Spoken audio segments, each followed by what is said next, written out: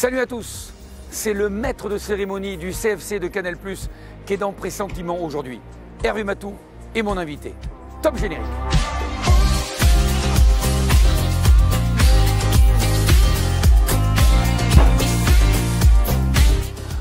Bonjour Hervé. Bonjour, bonjour. Merci de nous accueillir chez toi. Non, c'est pas un chez petit toi. peu, ouais, on est pas loin de Canal en tout cas. C'est un endroit qui a servi pour sustenter toute l'équipe. Non, ça a toujours été un élément de décor en fait. D'accord. C'est un ancien dirigeant qui est allé aux États-Unis, qui a trouvé ça super, qui a dit je veux qu'on le fasse venir en France. À l'époque où Canal avait beaucoup d'argent et on l'a fait revenir. Et voilà. Et je crois que ça s'est révélé incompatible pour faire une émission. Mais on l'utilise de temps en temps comme ça pour des interviews de prestige comme la tienne. J'adore ce qu'il dit. Merci en tous les cas de nous accueillir et je veux vraiment remercier Hervé parce qu'il a répondu instantanément à cette sollicitation et c'est pour nous un bonheur de venir te retrouver et aussi bien sûr te proposer une question vache que je vais te laisser choisir. Je précise, je vais être honnête, je t'en ai posé en amont. Et que tu as fait quasiment un sans faute, et j'espère que... Là, je vais tomber sur celle que je ne sais pas, et... Tu choisis. Je choisis. Tu choisis. Tu la lis, s'il te plaît. Intérieurement ? Non, pour que celles et ceux qui nous regardent aient le plaisir de la découvrir en même temps que toi. Après sa retraite de joueur, quel est le seul entraîneur français de l'histoire à avoir rechaussé les crampons, et même à avoir marqué en première division ? Ça m'agace. Si déjà tu fais oui comme ça. Je crois que je le sais. Mais... Ça m'agace. On respire, on range l'enveloppe et on se retrouve avec la première série de questions d'Hervé Matou de Canal+. À tout de suite.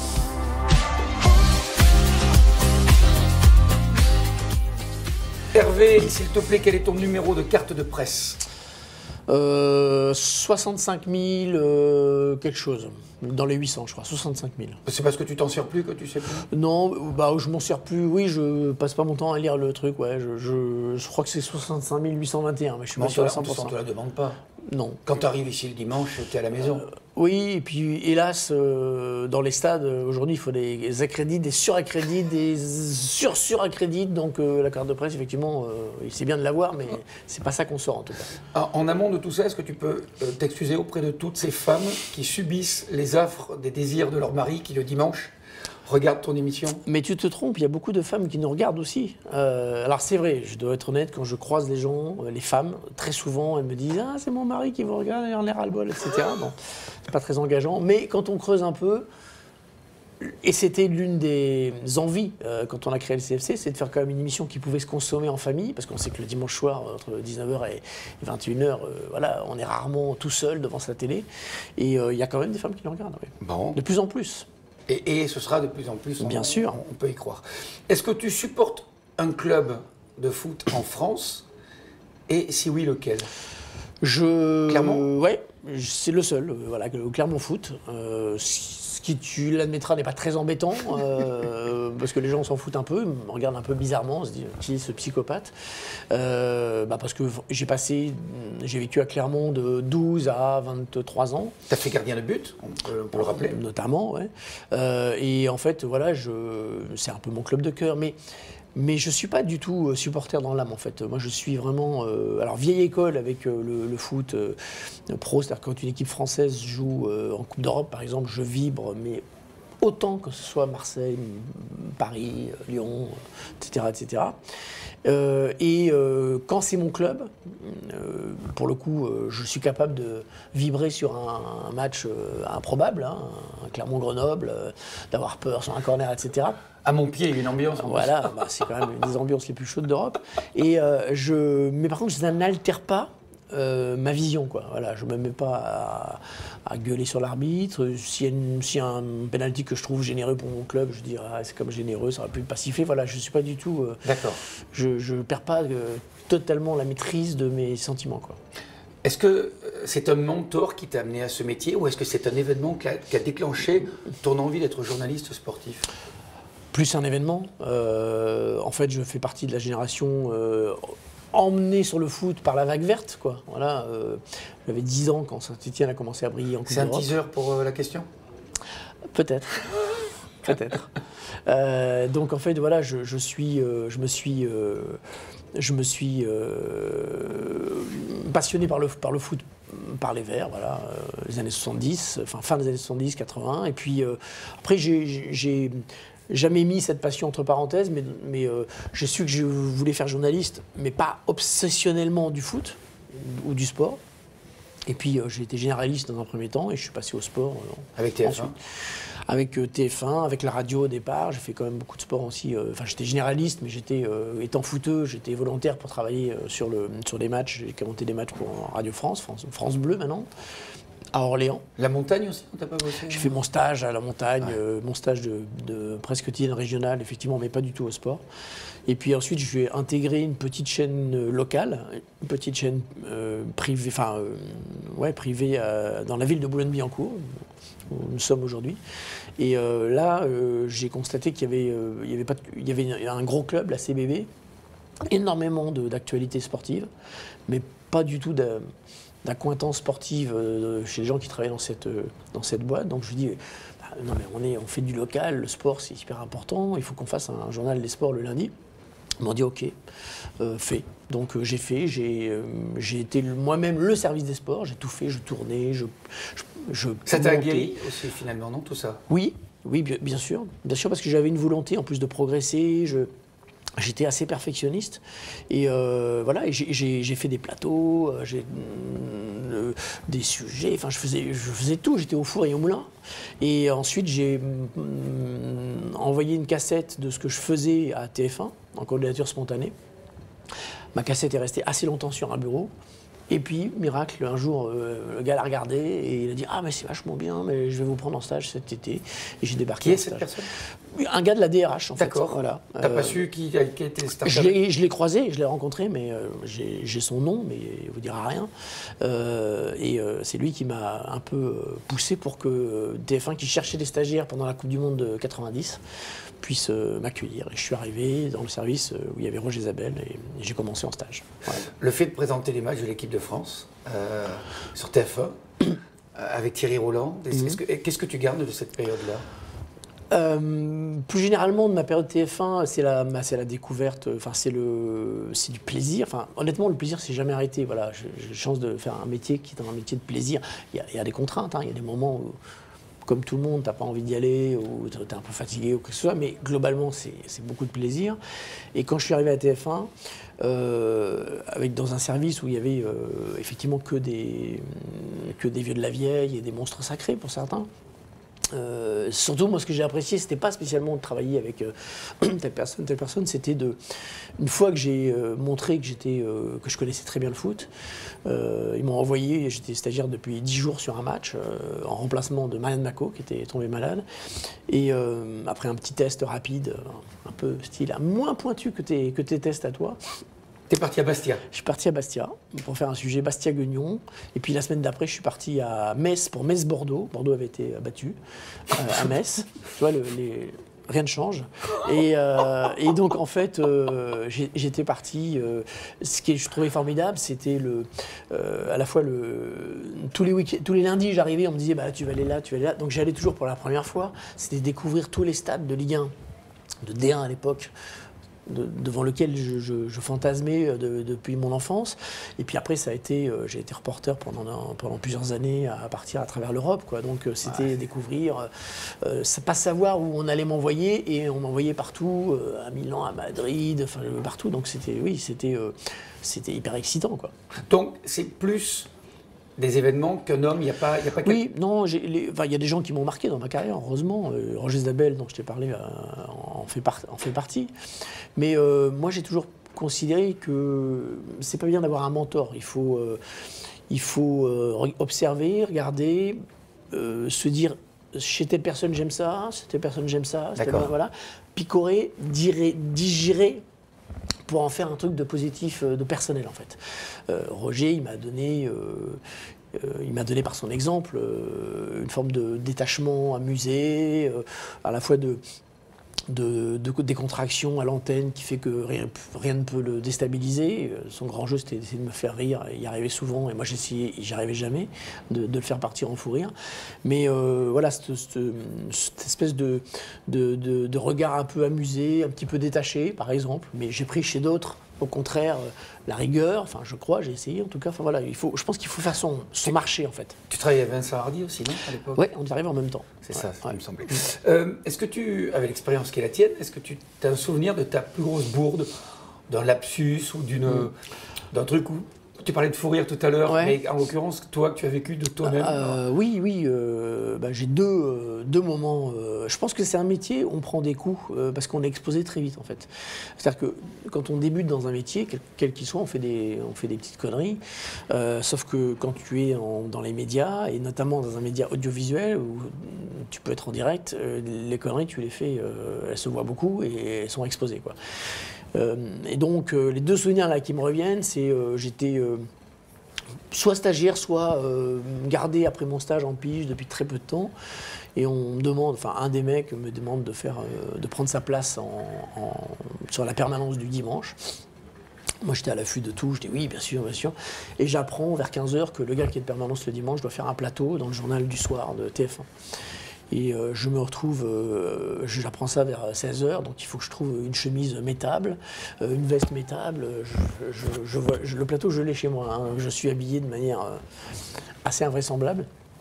Et je me retrouve sur le plateau du 20h de TF1, donc, qui était celui du soir, mais c'est le même plateau, quoi. Le décorum était le décorum du 20h.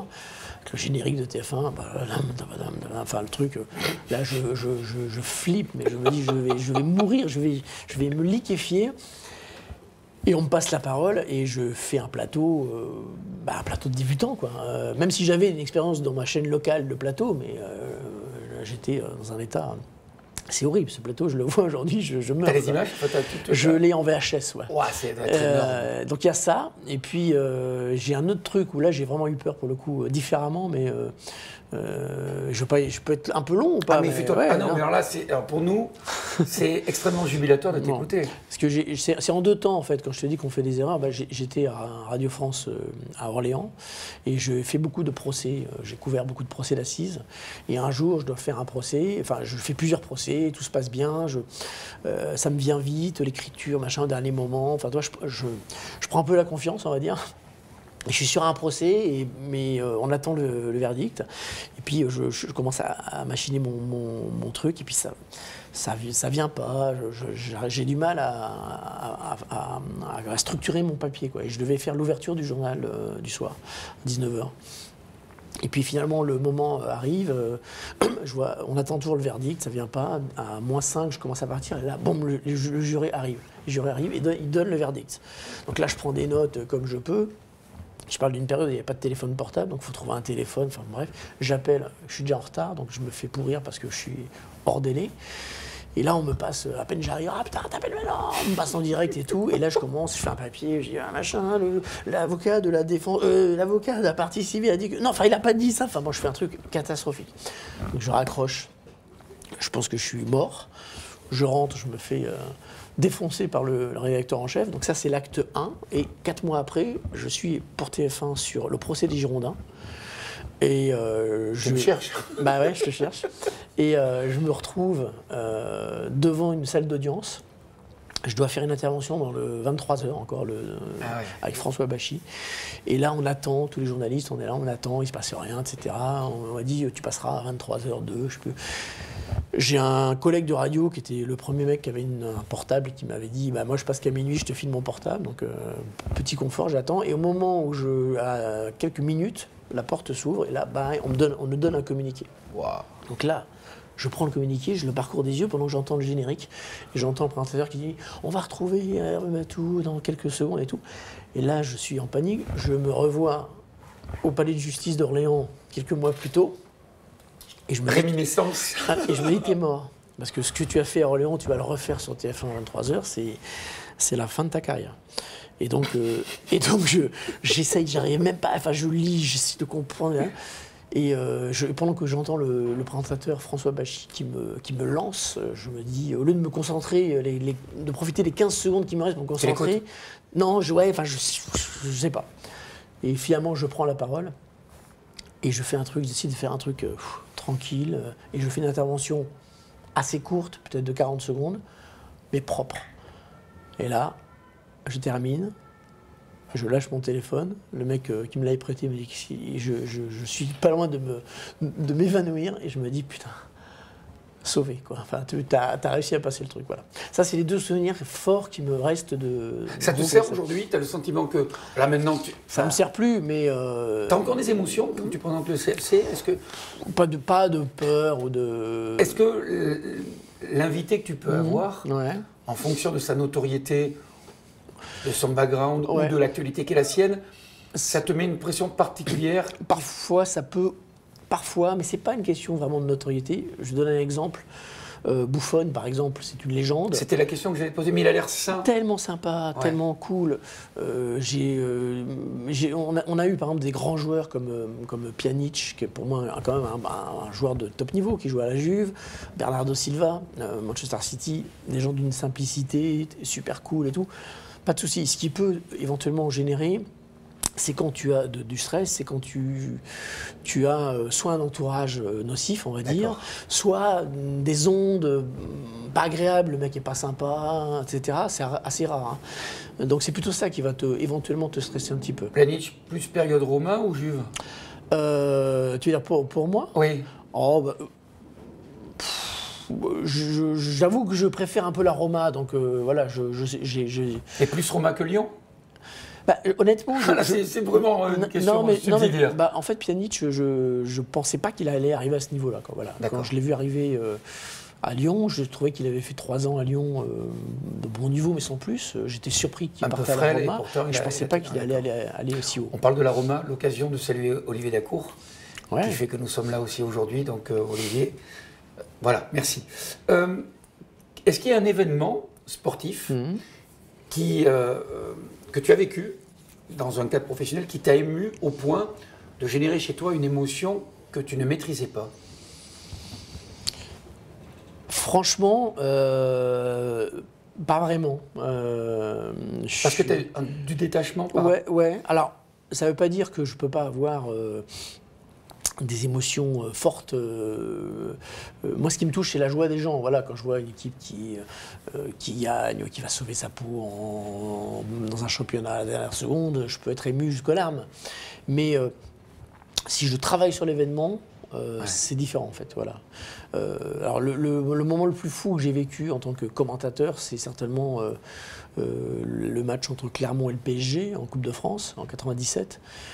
Puisque c'était mon club, c'est le club de ma ville, ils sont en CFA2 à l'époque, donc en 4e division, ils jouent contre le PSG, qui est quand même le PSG qui va gagner qui va faire la finale contre Barcelone en juin. Ils ont gagné, ils sont tenants de la Coupe des Coupes. Enfin voilà, ils perdent après. Voilà. Donc et puis le scénario du match, quoi. C'est un 4-1, un quart d'heure de la fin, 4-4. Enfin, tu dis déjà, j'avais aucune chance de commenter un jour un match de mon club. Et il se passe ce scénario, c'est hallucinant. Mais j'ai pas le sentiment d'avoir basculé en étant supporter sur le moment. Et puis les grands moments d'émotion, le titre de champion du monde 98 par exemple. Je pensais que tu allais me parler des JO par exemple, tu vois. Non, les JO, j'ai fait plusieurs Olympiades, j'ai bien aimé, je trouve ça fantastique. J'ai trouvé qu'il y a des moments d'émotion forte. Mais tu te laisses pas entraîner? Mais je me laisse... Non. D'accord. Non, pas plus que ça. C'est peut-être dommage, hein. Peut-être dommage. Je ne me permettrai pas de juger. La dernière question de cette première série, peut-être déjà tu as donné un indice sur cette réponse-là, mais est-ce qu'il y a un sportif qui t'a fait ou qui te ferait faire des kilomètres? Prendre ta voiture, prendre un billet d'avion pour le voir jouer parce que tu sais que c'est sa dernière, parce que tu pensais pas que ce serait possible, et puis tu as... T'as compris, j'ai pas l'âme d'un fan en fait. C'est pour ça que j'appréhendais cette question en disant parce que non. En fait, je vois Pierre Ménès par exemple, il adule totalement Federer. Il se lève la nuit pour n'importe quel match. Je pense que si Federer fait le tournoi de Tourcoing, il va aller le voir. Moi, non, j'ai pas cette lecture. Moi, aujourd'hui, on a souvent une lecture du sport très individualiste. Souvent, les enfants, par exemple, aujourd'hui, s'intéressent à un club via un joueur, quoi. Voilà, ils aiment ce joueur et puis ça les amène vers un club. Moi, non. Tu es contre le Ballon d'Or, donc? Je suis pas contre. Mais t'es pas pour? Ouais, je m'en fous.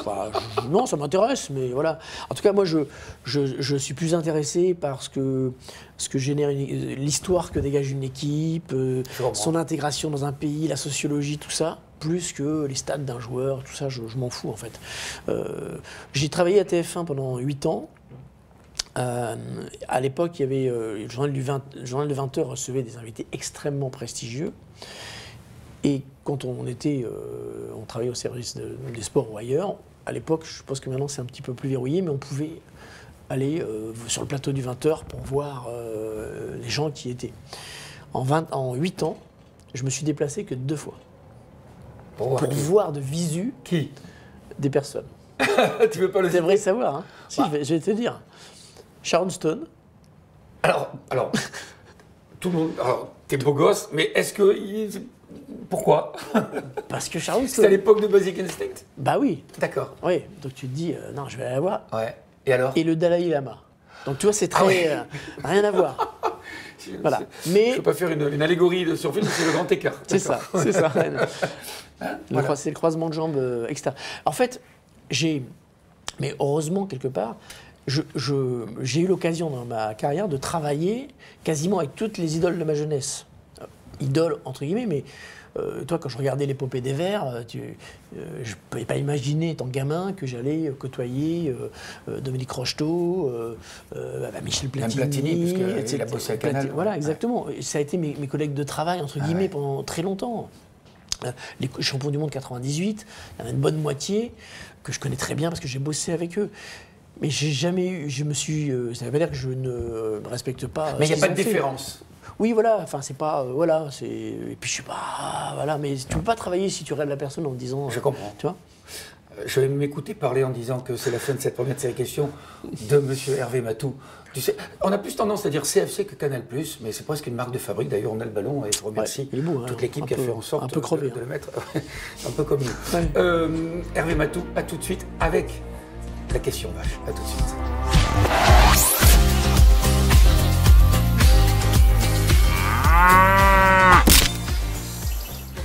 J'ai récupéré la question d'Hervé Matou, la question vache. Je sens que la facilité qui est la sienne m'agace. Bon, facilité, non, elle est assez vache. C'est vrai que c'est pas évident. Elle est bien quand même, non? Elle est pas mal. Franchement, j'ai bossé pour toi. T'aurais pu piéger quelqu'un de moins en bien. J'en connais beaucoup qui ne l'auraient pas eu, mais je crois, tu vas me dire, mais je crois que j'ai la réponse. Tu veux que je la relise? Oui, s'il te plaît. Après sa retraite de joueur, quel est le seul entraîneur français de l'histoire à avoir rechaussé ses crampons et même d'avoir marqué en première division? Là, si je me plante, j'ai l'air d'un con, parce que j'ai fait le mec qui était sûr. Oui, mais Je crois que c'est Robert Herbin. C'est ça? Oui, c'est ça. Il était entraîneur de Saint-Étienne, jeune entraîneur. Et puis il y a eu un match assez facile, je crois qu'il devait avoir un gros score et il est rentré sur la fin. C'est exactement et il ça. a marqué un but. Tu sens que ça m'agace ou pas? Ça me plaît que ça t'agace. Il manque juste un tout petit détail. L'adversaire? Non, quand même pas. Mais que c'était sur penalty. Ouais, mais ça je te l'épargne. Mesdames, messieurs, qu'est-ce que les joueurs des gens bafouillent? Hervé Matou de Canal+ est avec nous tout de suite. C'est la deuxième série de questions. Hervé, j'ai essuyé mes larmes, la frustration qui est la mienne, mais un vrai plaisir, vraiment. Encore une fois, il y a un peu de redondance dans mes propos, mais c'est un vrai bonheur que de t'avoir chez toi, ici même à Canal+. On parle de médias. Comment toi, tu appréhendes les réseaux sociaux? Est-ce que tu les utilises? Lesquels? Est-ce que tu as quelqu'un qui s'occupe de tes comptes? Non, personne ne s'occupe de mes comptes, ce qui explique d'ailleurs mon utilisation assez parcellaire. Ta léthargie. De temps en temps, je m'excite, je vais être hyperactif pendant 2 heures, et puis après, je ne vais plus bouger pendant longtemps. Des fois, je vais sur la page Facebook, je vois que j'ai 200 messages, je ne suis pas allé depuis 2 mois. Donc, tu réponds, tu lis? Oui. Non, mais si, mais je ne réponds pas à tout parce que... Il y a un moment donné, franchement, sur Facebook, par exemple... Si j'ai 60 messages, j'ai 20 demandes de stage, 20 demandes de... En mariage? Moins, mais un peu. J'ai 20 demandes de faire des vidéos pour un mariage, le mariage du tonton, du papa, du copain, etc. 20 demandes pour essayer d'avoir un maillot, demander un maillot à un mec du PSG. Enfin, donc à un moment donné, tu peux plus... Bien sûr, voilà. bien sûr. Donc tu peux plus répondre parce qu'il y en a trop, en fait. Facebook, Twitter, Instagram? Ouais, les 3. Facebook, donc je te dis de loin. Instagram, un peu. Et Twitter, c'est là où j'ai le plus de monde, mais l'ambiance me refroidit un peu, donc je l'utilise vraiment que professionnellement. Je l'utilise beaucoup en source pour voir des articles que j'aurais pas lus si j'avais pas Twitter en fait. Mais voilà, je fais pas beaucoup de choses en fait. Pas de choses très privées en fait. Tu es gentil, c'est pas péjoratif, tu as une capacité d'absorber les aigreurs de chacun. Comment on peut être désagréable, par exemple, sur ce réseau avec toi? Parce que tu as l'air plutôt placide, ouais, tu vois. Je suis assez placide, mais je peux monter quand même, tu vois. Et surtout, ce que je supporte mal, je crois, c'est quand justement les gens t'imaginent, t'appliquent leur méchanceté, en fait.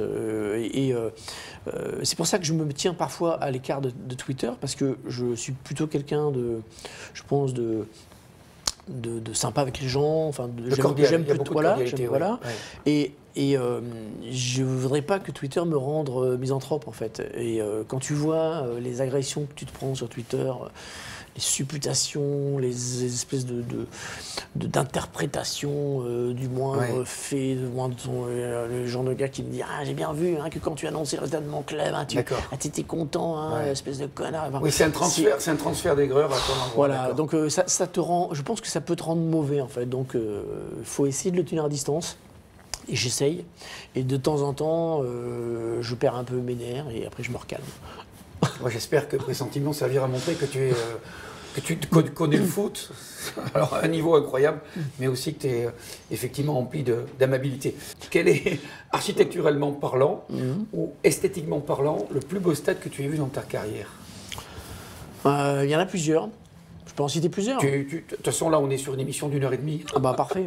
Non, en fait, je te cite comme ça les stades qui m'ont vraiment époustouflé. On parle du bâtiment. On parle pas d'ambiance. Pas de l'atmosphère. L'ambiance, c'est une autre question. Alors d'accord. Alors, le bâtiment, je trouve que le plus impressionnant de tous, c'est San Siro. Toi aussi, donc. Ouais. C'est vrai, il y en a d'autres qui ont dit ça. Oui. Étonnamment. Non, je ne me permettrai pas de juger. Mais entre les tours et la descente des gens par là. C'est ça aussi ton sentiment? En plus, il est au milieu d'une sorte de no man's land, une sorte de parking géant. Et il est vertigineux. Voilà, vertigineux. Et, du Milan AC? Du Milan et de l'Inter. Parce qu'on les avait battus 3-0 au match au retour. Ok. T'allais dire plusieurs? Il y en a un autre qui te vient à l'esprit? Je trouve qu'aujourd'hui, les stades se ressemblent un peu tous, en fait, et qui sont un peu décevants. Ils sont beaux, mais ils pourraient être n'importe où, en fait. L'Amérique du Sud, parce qu'il n'y a pas longtemps que tu étais... le Maracana, j'y suis allé souvent. Franchement, c'est pas que ça vaut pas le déplacement, tu es content d'y être parce que c'est mythique, mais au niveau architecture, c'est nul, quoi. Je connais pas le stade de Boca, effectivement, la Bombonera, j'aimerais bien. Je rêve d'aller voir un derby, Boca River. Ah ben, t'avais la finale, mais seulement il s'est joué à Madrid. À Lisbonne, à Lisbonne, à Madrid, mais c'est autre chose. Mais donc voilà, donc je connais pas beaucoup de stades sud-américains. Donc voilà. San Siro. San Siro, et alors maintenant, on en vient à l'ambiance. En atmosphère. C'est drôle parce que moi je dis ambiance, toi tu dis atmosphère. Ouais, parce que pour moi, je vais te donner un exemple pour t'expliquer ce que je veux dire. Le stade de Fulham, par exemple, il n'y a pas une grosse ambiance, mais il y a une atmosphère. Craven Cottage, c'est à cause des bancs en bois. Les bancs en bois, la vieille tribune, etc. Il y a quelque chose, voilà. Donc je fais un peu la distinction entre atmosphère et ambiance. Les deux peuvent se rejoindre. Bien sûr.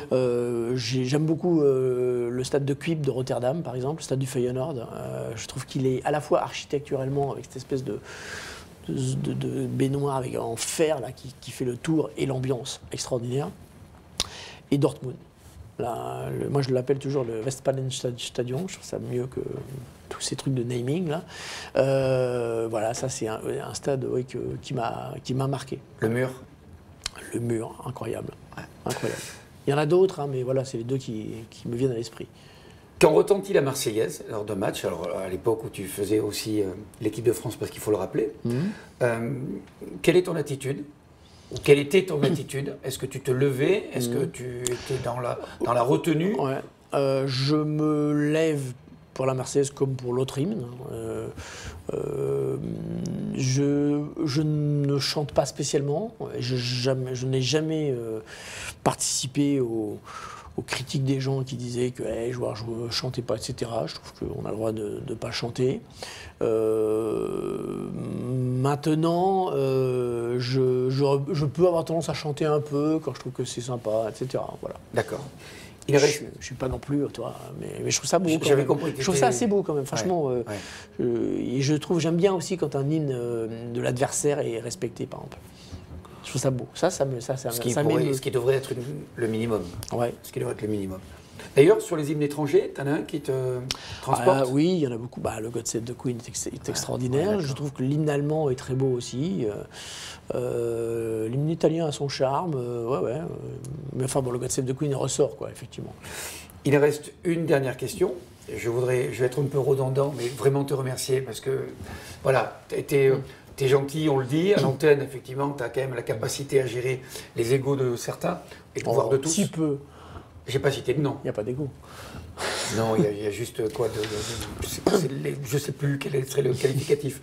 Mais vraiment, merci, puisque je voudrais préciser aux ceux qui nous regardent que tu m'as répondu quasiment instantanément qu'au téléphone, que tu m'as proposé, que tu as aménagé les salles. Voilà. J'ai construit ce bâtiment pour toi, quand même.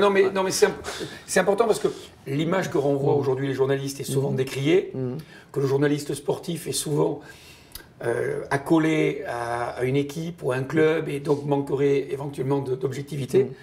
Toi, je trouve que tu as cette capacité-là. Je te coupe, pardonne-moi, mais ça fait depuis 90, donc presque 30 ans que je suis dans le foot. Et la question qu'on me pose le plus souvent, c'est quoi ton club? Est-ce que tu es PSG ou Marseille? Et je me dis qu'au bout de 30 ans, si on me pose la question, c'est plutôt bon signe. C'est que tu n'as pas appris. Mais en fait, je crois que certains journalistes se trompent en s'affichant supporters, etc. Mais les gens aussi, les supporters, parce que les supporters, ce n'est qu'une petite partie de ceux qui nous regardent, lisent avec leur lecture déformée. Ils ont des lunettes déformantes et ils voient tout à travers leurs lunettes. Et quand ils te disent... Et par le prisme aussi de leur amertume. Mais c'est incroyable, ils te disent, t'es pas objectif de la part d'un supporter.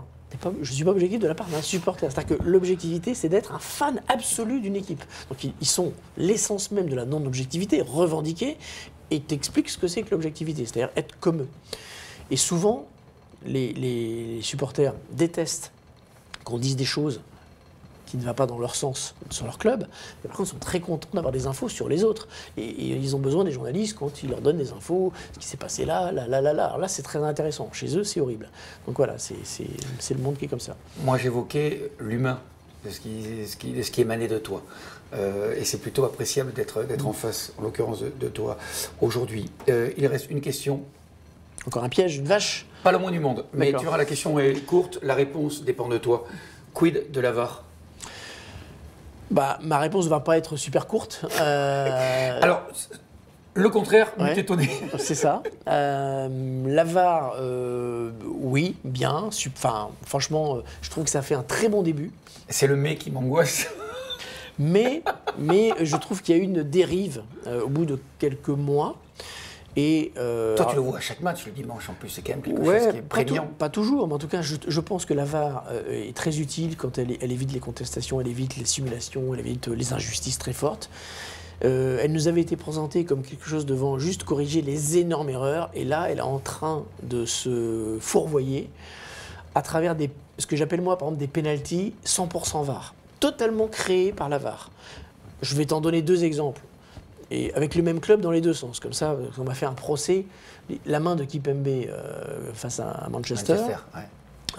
Pour moi, c'est un penalty qui est exhumé par la VAR. C'est-à-dire que le mec tire, il ne demande rien, personne n'a rien vu, il va y avoir corner, et là, tu as un gars dans un camion qui dit « je crois que j'ai vu un truc ». Et en regardant, on voit un truc.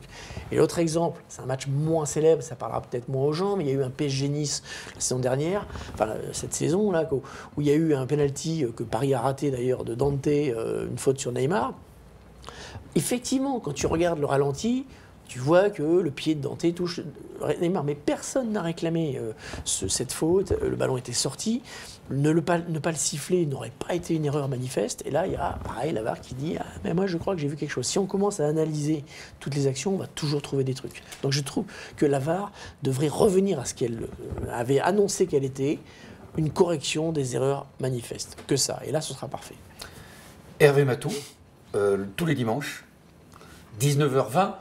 soit 19h, soit 19h20. Ouais, parce S'il y a que du parfois, rugby, voilà, ça dépend c'est du ça, rugby. ouais, C'est le rugby qui nous Mais embête. quoi qu'il arrive, jusqu'à 21h pour ceux qui n'ont pas le décodeur et au-delà pour rajouter du plaisir. Merci beaucoup. Avec Hervé, plaisir. c'était un vrai plaisir d'être à tes côtés dans Pressentiment. Salut. Salut à tous.